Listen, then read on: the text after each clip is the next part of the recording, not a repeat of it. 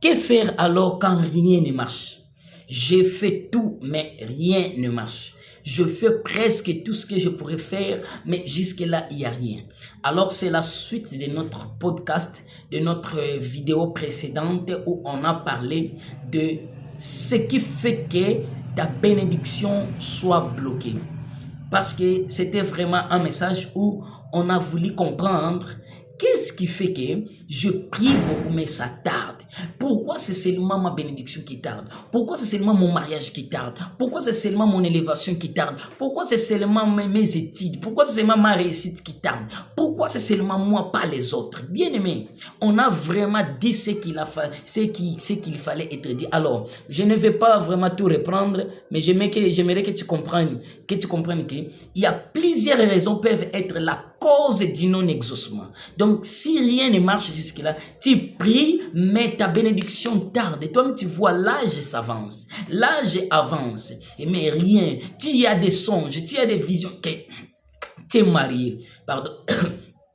Tu as des visions que tu es marié, tu as un travail, mais rien ne s'accomplit jusque-là.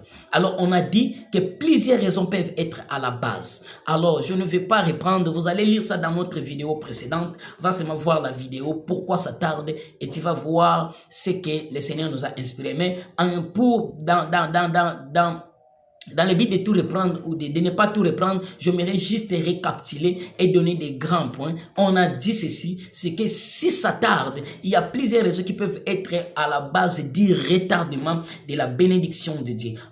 Parmi elles, la première raison, ça peut être Dieu nous forme encore. Quand Dieu est en train de nous former, bien aimé dans le Seigneur, sache que Dieu ne te fera pas passer à la classe suivante tant que tu n'as pas encore retenu les matières de la classe où tu es en train d'être formé. Donc, alors, souvent, Dieu utilise comme école de formation des souffrances, la nudité, les manques. C'est pourquoi vous allez voir dans Romains, on dit, qui nous séparera de l'amour de Dieu? Bien, mais il y a des problèmes qui peuvent te séparer de Dieu. Pourquoi? Parce que tu vois que c'est seulement toi qui souffres, tu manques à manger. Donc c'est ça. Alors on a dit, quand Dieu nous forme, on peut croire que ça tarde. Or, on est en train de te former par Dieu. La deuxième des choses qui a fait, on a dit, le temps de Dieu n'est pas encore là. Et là, on a dit, ce qu'il faut retenir, que lorsqu'on parle du temps de Dieu, ce n'est pas que seulement le temps de Dieu, mais le temps de Dieu, c'est un temps où Dieu avait prévu que tu sois béni.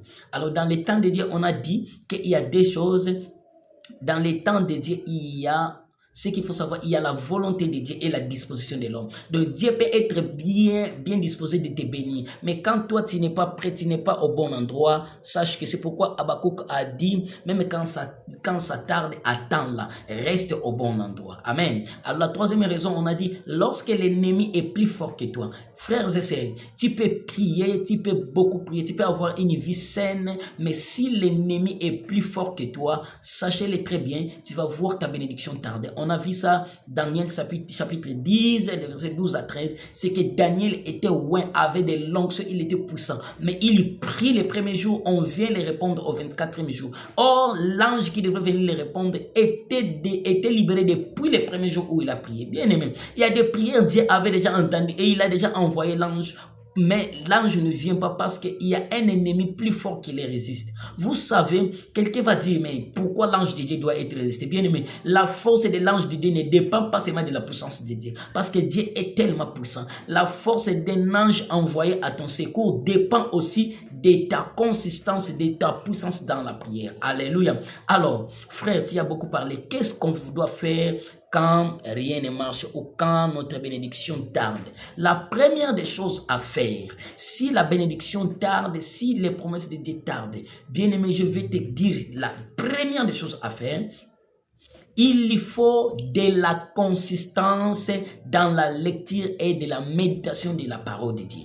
Vous savez, lorsque tu prends du temps dans la méditation et la lecture consistante. Lorsque je dis lecture consistante, cela veut dire c'est une lecture qui doit être respectée, modérée, chronométrer, tu dois avoir un programme respecté de lecture et de méditation. Ça doit être journalier, ta lecture doit être journalière, ta méditation doit être journalière. Et d'ailleurs, dans Josué chapitre 1, l'Éternel est en train de dire à Josué, médite les jours et nuit. Et c'est la même chose qu'on est en train de dire dans Psaume chapitre 1, qu'il la médite jour et nuit. Donc, tu dois avoir une vie de lecture et de méditation de la parole de Dieu. Vous savez à quoi va te servir cet exercice de méditation et de lecture? Ça va faire que tu puisses connaître profondément Dieu. Chaque jour, tu vas découvrir une facette de Dieu. Chaque jour, tu vas découvrir une facette, une casquette de Dieu. Tu vas dire, oh Seigneur, il y avait une femme qui avait la perte de sang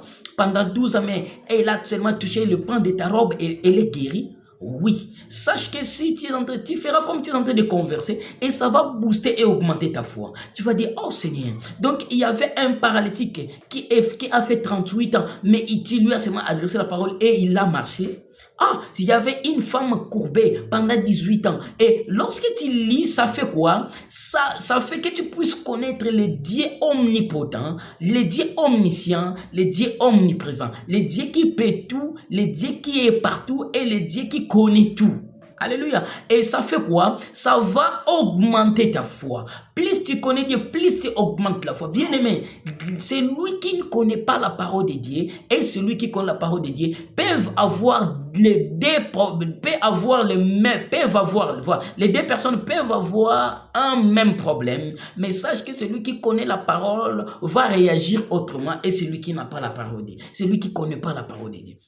Tu verras, ceux qui ne connaissent pas la parole de Dieu, ils sont là à se lamenter qu'à se lamenter. Mais celui qui connaît la parole de Dieu, il se dit, je sais mon Dieu, je sais que je passe dans la vallée de l'ombre et de la mort, mais il m'a dit un jour, dans le livre des psaumes, il m'a dit, lorsque je traverserai la vallée de l'ombre et de la mort, que je ne craigne rien, car il est avec moi. Vous comprenez? Donc, lorsque vous connaissez la parole de Dieu, ça augmente votre foi et vous n'avez pas peur des circonstances. Alléluia. La deuxième des choses à faire,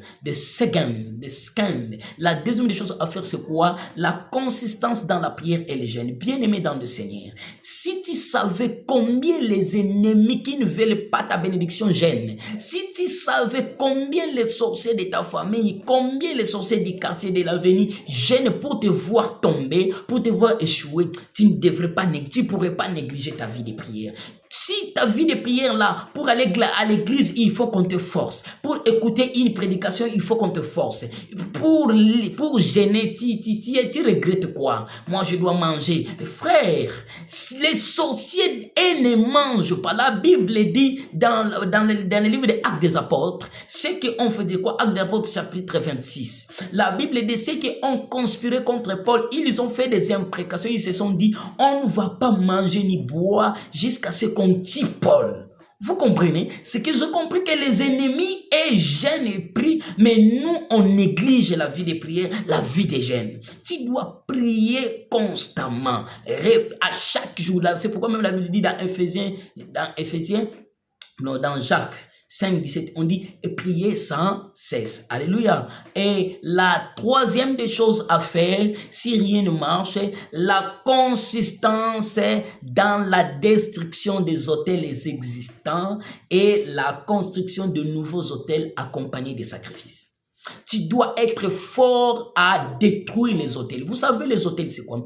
Un autel, c'est un ollier que chaque homme spirituel bâtit. C'est ollier est comme un rendez-vous, est comme un point d'intersection entre l'esprit et le corps. Donc l'autel, c'est un point de rencontre entre les humains et les esprits. Donc lorsqu'un homme veut parler aux esprits, c'est à partir de son autel. Alors c'est dans l'autel que l'homme va accuser, dans l'autel que l'homme va déclarer, dans l'autel que l'homme va faire. Alors les sorciers vont déclarer, vont dire, cette dame, cette frère, cette sœur ne sera pas bénie. On met ton nom dans un autel, on écrit et on sacrifie des autels. Alors nous, étant des chrétiens, nous devons être capables à détruire. Dès que tu constates que dans ta famille les mariages sont difficiles, c'est qu'on a bâti un autel contre les mariages. Tu dois prier et détruire cet autel de célibat, cet autel de pauvreté et faire quoi? Bâtir un autre autel, un nouveau autel. Tu ne peux pas bâtir de nouveaux autels si tu n'as pas encore détruit les anciens. Amen. quatrième des choses à faire, la consistance dans les aumônes. Les aumônes, c'est quoi? Faire des dons aux pauvres, faire des dons aux orphelins. Il faut être fort dans les aumônes. Et je dis consistance. Consistance veut dire, tu dois être fort et persévérer dans ça. Que Dieu vous bénisse.